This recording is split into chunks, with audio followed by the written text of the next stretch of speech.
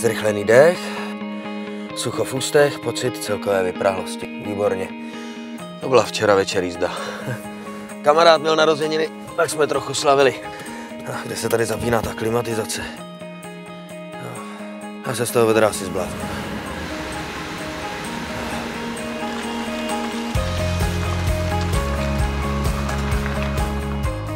Klimatizace byla v minulosti součástí výhradně luxusních vozů, ale dnes už jí mohou být vybaveny i základní modely.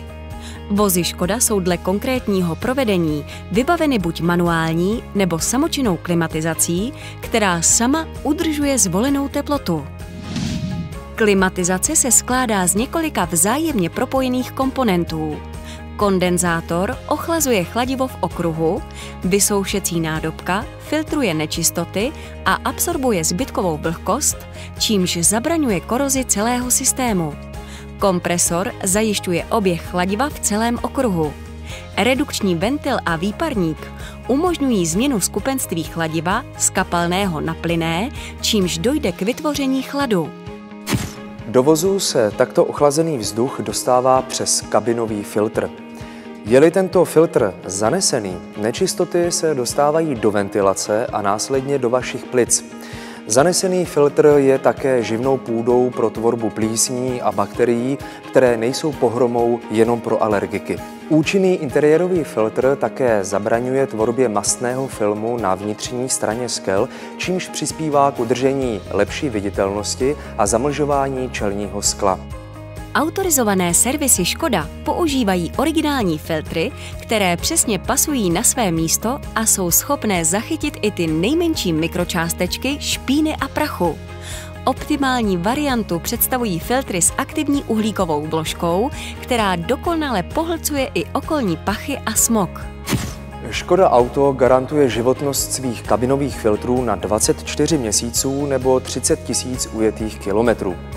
Samozřejmě, že záleží na způsobu užívání vozidla a je jasné, že například v zaprášeném městském prostředí může být jindy bílý filtr za pár týdnů černý jako bota. Proto autorizované servisy Škoda automaticky kontrolují kabinové filtry při každé jarní prohlídce. Tak díky za tip, jak se za volantem vyhnout alergické reakci na špínu z filtru. Ale můžu udělat ještě něco pro dobrou kondici své klimatizace? U klimatizace také dochází k postupné ztrátě funkčnosti, až se zastaví a přestane chladit úplně. Na vině je především postupná ztráta těsnosti chladícího systému, ze kterého uniká chladící médium. Nestačí pouze připojit automatickou plničku klimatizace, která systém naplní novým chladícím médiem a olejem pro promazání kompresoru. Takhle narychlo udělaná oprava totiž funguje jenom několik dní, než chladivo opět vyprchá a je potřeba ho znovu doplnit. Doplnění, případně výměna chladiva je možná a smysluplná pouze pokud je zkontrolována a zajištěna těsnost systému. Spolehlivou metodu představuje napuštění okruhu barvivem reagujícím na UV záření. Mechanik s UV lampou snadno pozná, ve kterých místech chladivo uniká na povrch. Druhou metodou pro zajištění případných úniků chladiva ze systému je speciální pachový detektor.